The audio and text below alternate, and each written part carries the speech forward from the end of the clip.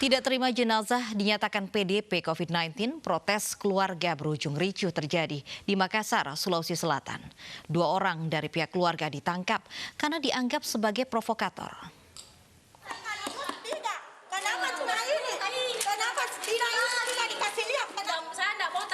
Protes keras pihak keluarga pasien berlangsung di ruang perawatan Rumah Sakit Islam Faisal, Kota Makassar, Sulawesi Selatan.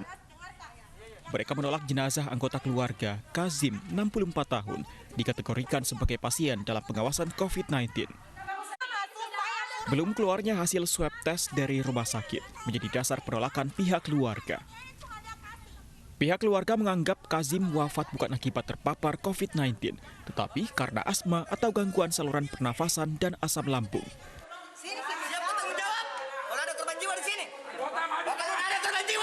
Sementara rumah sakit menyebut Kazim sebagai PDP COVID-19 karena riwayat penyakit yang dideritanya sejak dirawat pada tanggal 1 Juli lalu.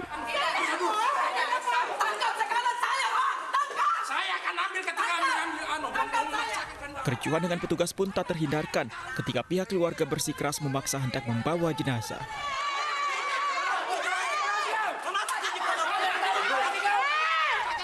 Agar keributan tak meluas, petugas menahan 2 orang dari pihak keluarga yang dianggap sebagai provokator.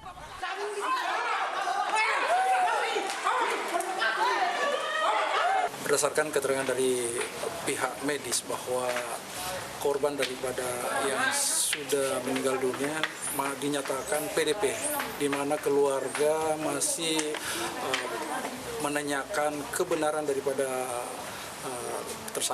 kepada korban tersebut. Namun dari pihak rumah sakit masih menunggu dari hasil swab yang ada.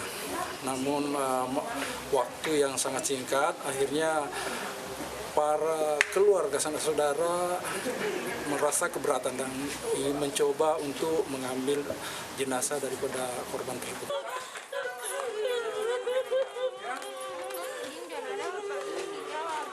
Setelah digelar mediasi antara keluarga dan rumah sakit, jenazah Kazim akhirnya dimakamkan sesuai protokol kesehatan COVID-19 di TPU COVID-19 di Kabupaten Goa, Sulawesi Selatan.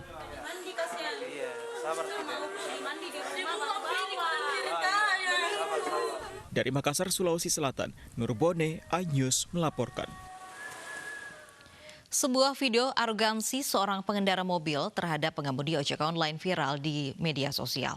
Pengendara mobil menendang pengemudi ojek online diduga karena kesal jalannya terhalang. Inilah rekaman video amatir cekcok mulut antara pengendara mobil dan pengemudi ojek online yang terjadi di Pekanbaru, Riau. Diduga kesal jalannya terhalang, pengendara mobil kemudian menendang pengemudi ojek online hingga terjengkang.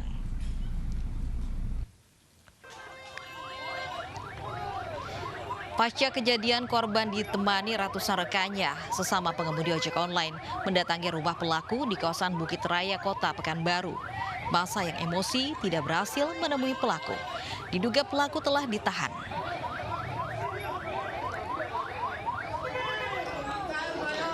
Usai gagal mendapati pelaku dalam video viral lainnya, para pengemudi ojek online mendatangi kantor Polresta Pekanbaru. Kapolresta Pekanbaru, Kombes Pol Nandanga Mukmin Wijaya langsung menemui dan menenangkan massa. Polisi berjanji akan memproses hukum pelaku, namun hingga kini belum ada keterangan polisi lebih lanjut.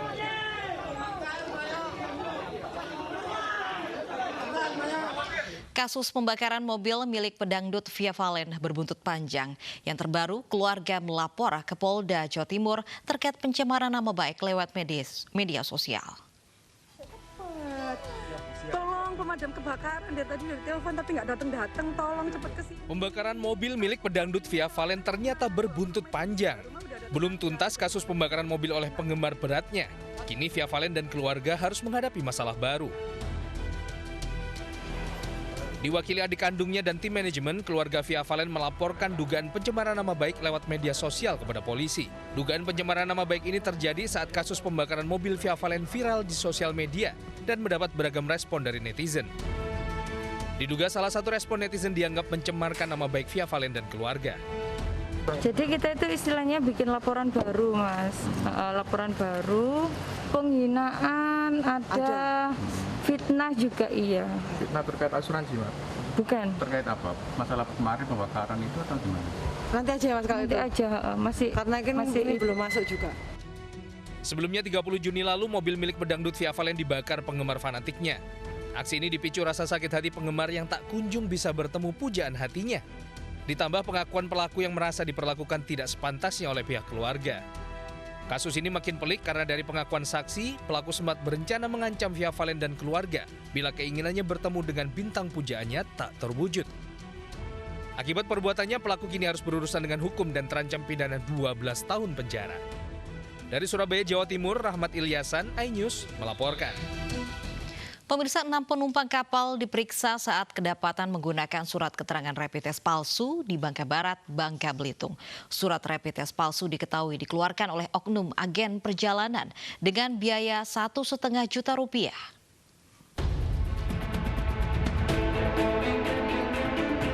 Kedapatan menggunakan surat keterangan rapid test palsu, 6 penumpang kapal yang tiba di Pelabuhan Tanjung Kalian Muntok, Bangka Barat diperiksa tim Satgas COVID-19. Saat diperiksa, ke-6 penumpang mengatakan mendapat surat keterangan rapid test dari agen perjalanan mereka saat bertolak dari Pelabuhan Api-Api Palembang, Sumatera Selatan. Ke-6 penumpang juga mengaku tidak menjalani proses rapid test, namun dimintai uang total sebesar Rp1,5 juta oleh oknum agen perjalanan. Surat itu dari keterangan mereka, surat itu didapat dari supir travel ya, supir travel. Jadi satu paket mereka diantar dan dapat surat rapid tersebut. Surat rapid itu dikeluarkan oleh RSUP Dr. Muhammad Hussein Palembang. Sesuai protokol kesehatan COVID-19, ke-6 penumpang menjalani rapid test sebelum dibawa ke Mapolres Bangka Barat guna pemeriksaan lebih lanjut. Dari Bangka Barat, Bangka Belitung, Haryanto, iNews melaporkan. Ribuan calon mahasiswa berdesakan tanpa jaga jarak mengikuti rapid test di Universitas Haluleleo, Kendari, Sulawesi Tenggara. Surat keterangan bebas COVID-19 merupakan salah satu syarat calon mahasiswa baru untuk bisa mengikuti SBMPTN.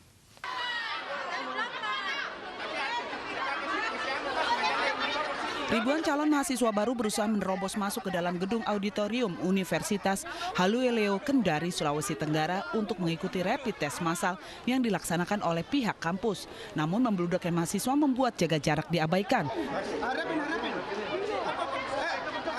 Petugas kewalahan menghadapi ribuan calon mahasiswa baru walau telah memberikan pemahaman untuk memperhatikan protokol kesehatan.